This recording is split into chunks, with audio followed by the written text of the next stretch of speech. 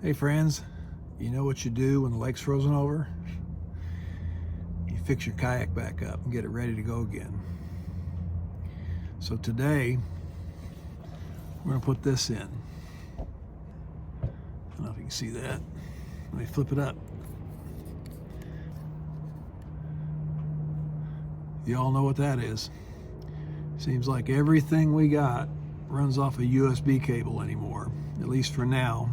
For the next 4 or 5 years at least, maybe, possibly, till the next new thing comes out. But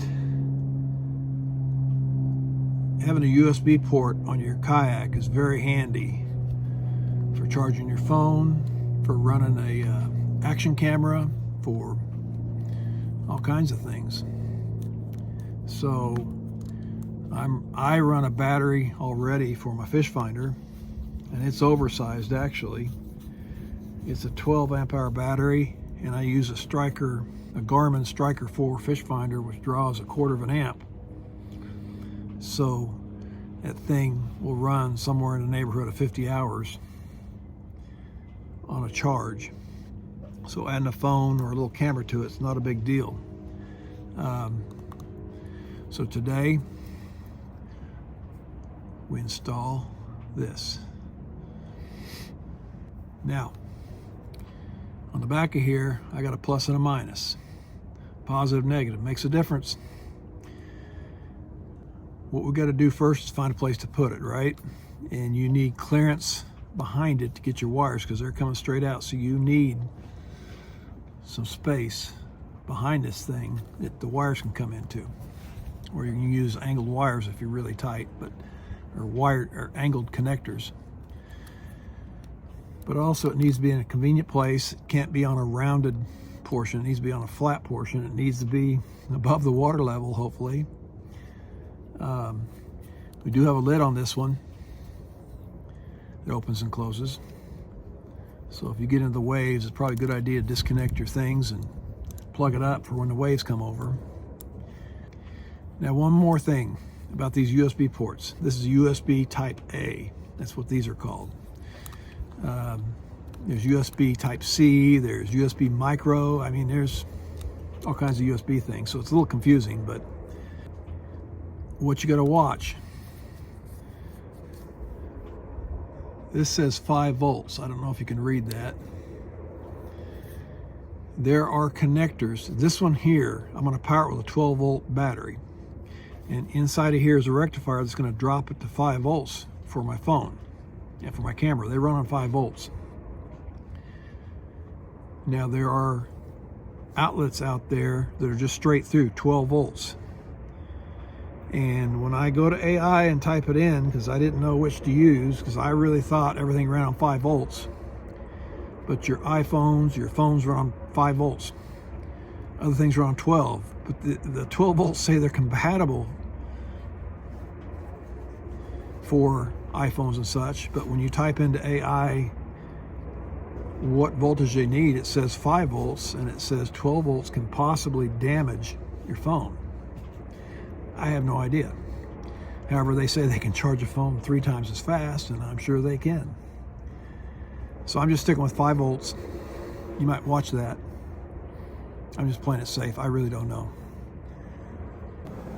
Okay, I'm gonna start over. I was so rudely interrupted by a helicopter flying over. I live 2 blocks from a major hospital, and helicopters come in way more than you think. It's amazing how many people flying on helicopters that are injured, but let me show you what I'm doing. Hobie Outback. Here's how she sits. Chair sits here. I don't have it in. Dry storage, dry storage. In here is where I keep my battery. This comes out. Pedal drive sits here. I should have put the pedals in to show you, but the pedals come forward. I was going to put it right here, but my pedals come forward, and it may be a little tight there. So I'm not going to do that.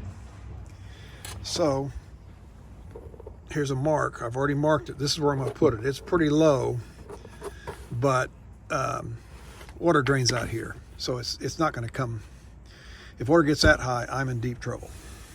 But in here is a support. That's what these two screws, they have a support that comes down in here and it's screwed in.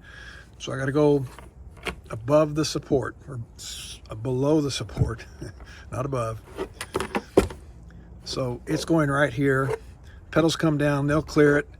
I run my phone right here with a connector, and I'll just run a short cord up to it to charge it. I run my camera off this pole right here, which sits to the side, so I'm going to run a longer cord along here, under the seat, up and over to it somehow. For now, if it's too much of a pain, I'll pop me another outlet in here or beside the seat or something. But for now, I'm just going to put one outlet in and see how it goes. So now the dreaded time that we all fear, drilling a hole in your kayak. Okay, let's see what happens. Okay, here's how we're going to do it. Using a stepper bit. Give you an idea how deep we're going with the bit. That's the lock nut that goes on from the inside. We're going to be about halfway down on the bit, so I need to stop before then. I want a good tight fit, so we're going here. Here's the bad part. Let's see what happens.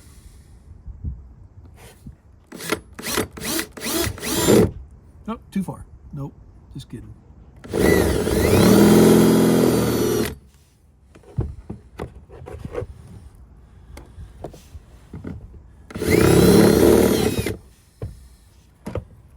Nowhere near.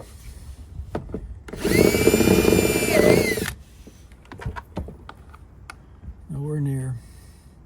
I was watching another video one time that said to save these for if you never need to weld a crack on your kayak, this is the perfect things to do it with. So I will probably bag them up and save them and then lose them somewhere. But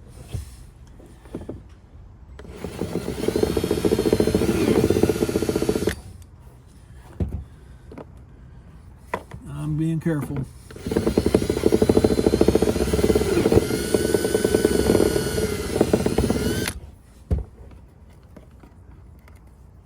More trimmings. I'm getting close.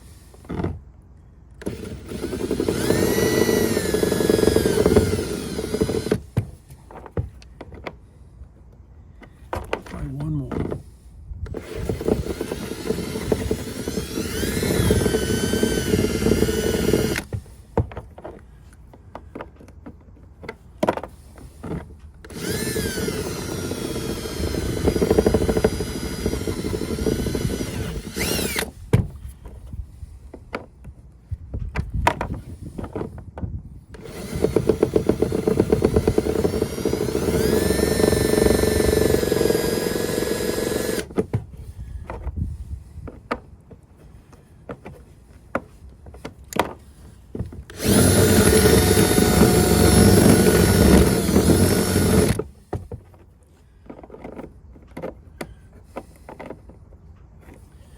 There we go. The inside of this hole is beveled in. That's why I took that bit and took off the inside a little bit. But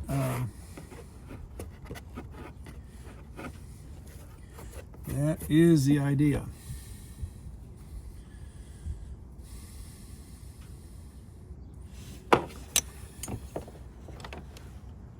What I'm going to do,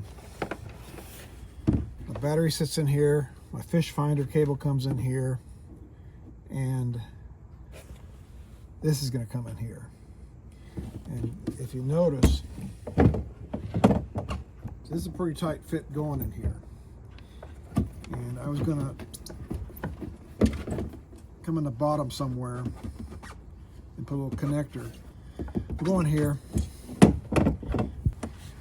When I set things down, they disappear forever. But what I'm going to do, take that stepper bit again. This is just a strain relief. I'm going to drill the hole, pop it in here. These are like Romex connectors, but it keeps your wires from rubbing on the side. Not that you could just drill a hole, stick them through there, and maybe silicone it if you wanted to, but since I got these, I'll just drill the right hole and pop this in here. I'll run my wires through. I need extra wire inside, and I need extra wire that I can take this whole assembly out if need be. So it's not exactly rocket science.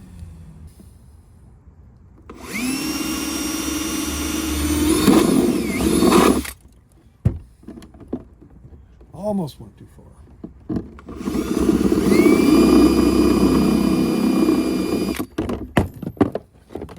That's good.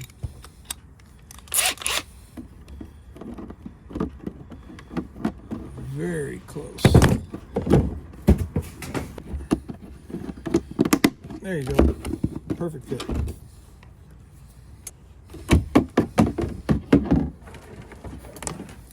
Here are the wires for my fish finder. I just plug them into my battery. So I'll shove these through.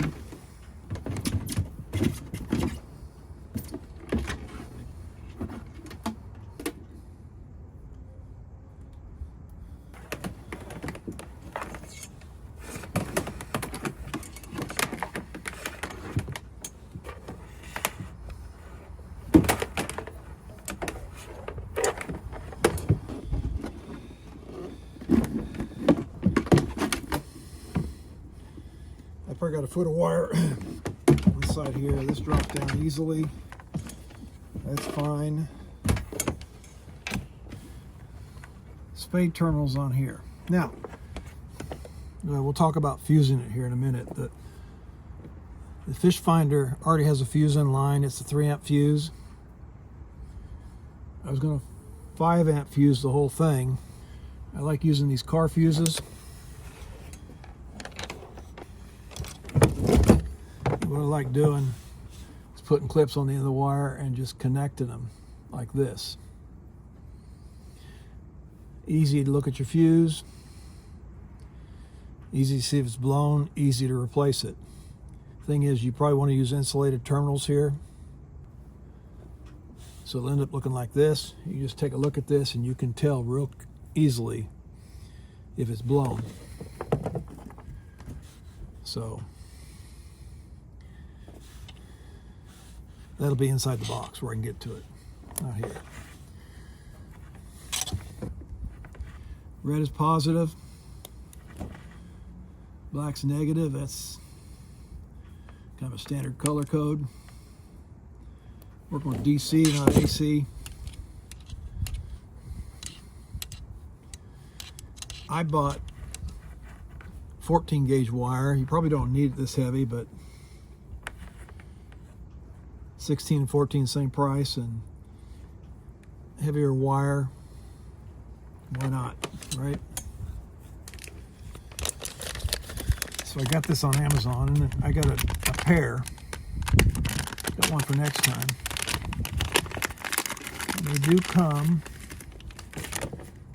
with a couple of these spade terminals.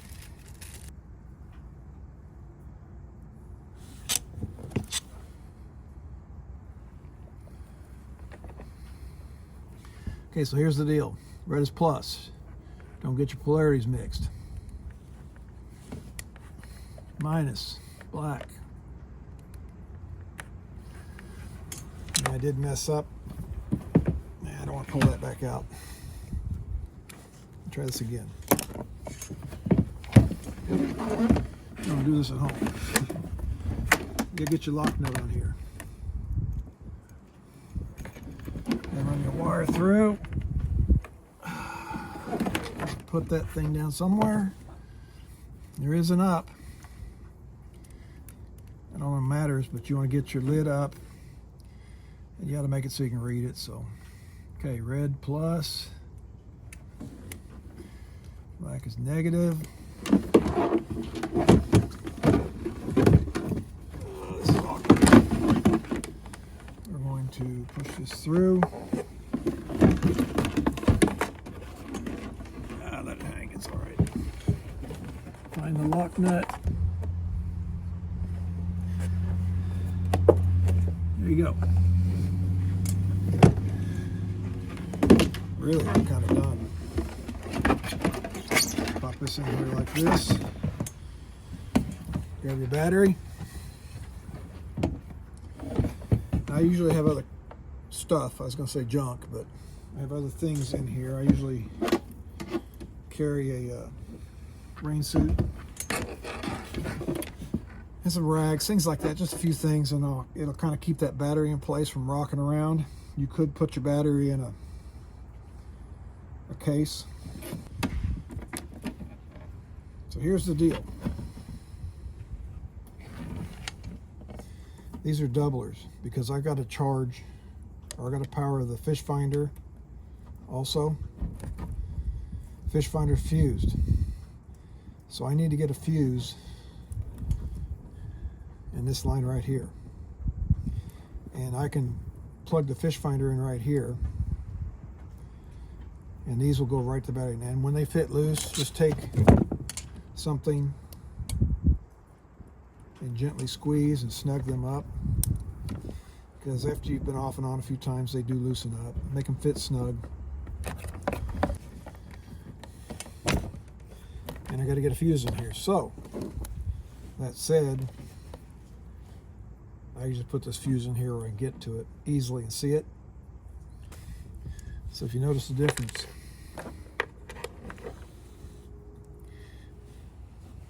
these are insulated.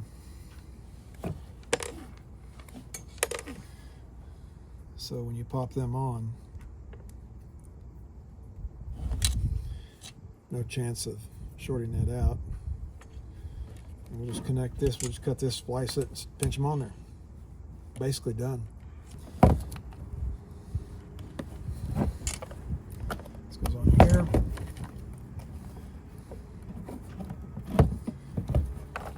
This goes on here. Here. Yeah, that got bent.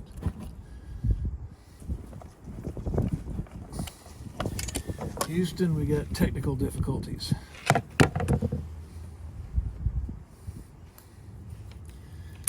a little bent up.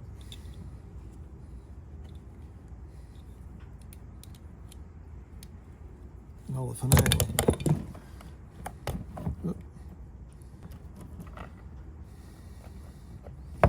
Okay.